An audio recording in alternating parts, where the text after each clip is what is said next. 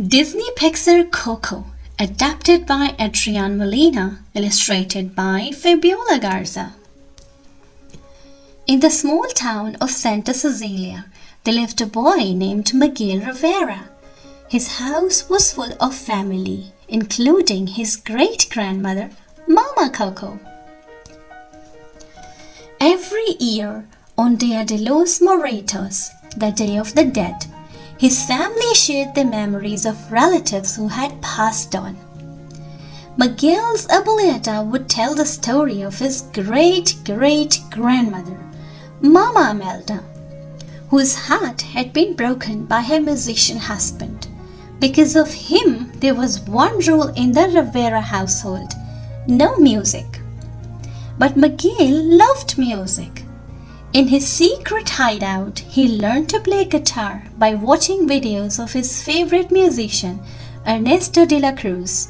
Inspired, Miguel snuck out of the house one night with his dog Dante to perform in a local talent show.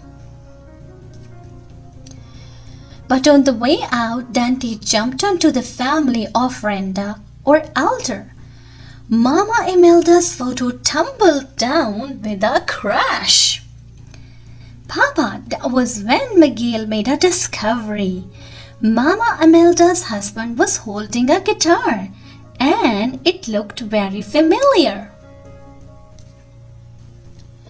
Mama Coco's papa was Ernesto de la Cruz. Miguel cried, "I am going to be a musician!" But because of their family rule, his abuelita took his guitar and destroyed it.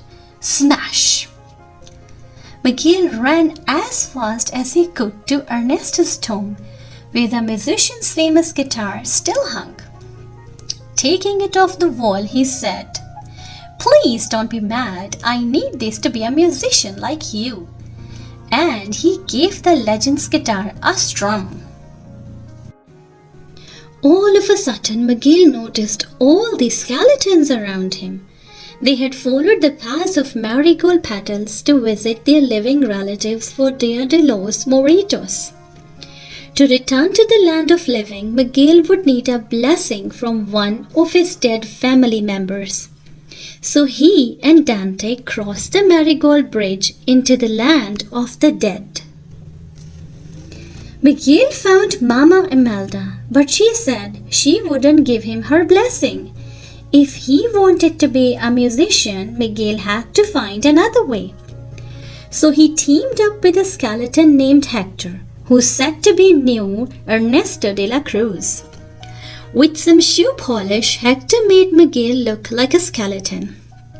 They traveled all over looking for Ernesto.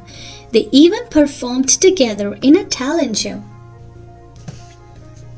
But Miguel was running out of time. If he didn't get Ernesto's blessing soon, he'd turn into a real skeleton and never get home. So he ditched Hector to find his great-great-grandpa on his own.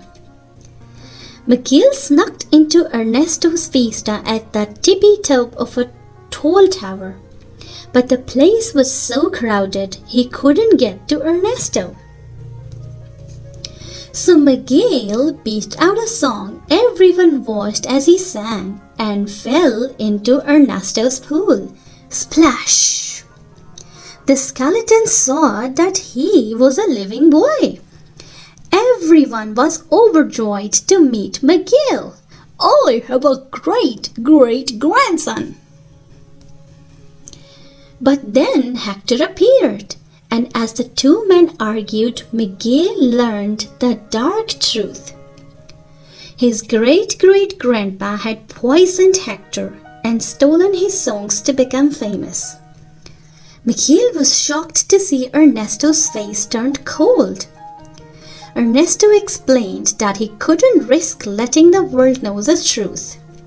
Then he threw Miguel and Hector down into a dark pit. Hector told Miguel that all the songs he had written were for his family, and there was a special lullaby, "Remember Me." He always sang it for his daughter Coco. Miguel thought of Mama Imelda's photo and the unidentified man. "It's you, Hector! You are my great-great-grandpa!" Suddenly, Mama Imelda and Dante come to their rescue. But Hector began to disappear.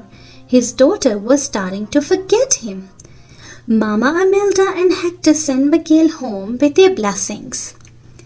Back in the land of the living, Miguel rushed to Mama Coco. He sang "Remember Me" to remind her of her papa. She usually didn't talk much, so Miguel was thrilled when she began to sing along. Mama Coco kept her papa's memory alive by sharing stories of him with her relatives. At last, the Riveras realized that music could bring them close together. And now Miguel knew he could follow his dream and become a musician with his family's support. The end. Thanks for listening. Please be sure to like and subscribe below.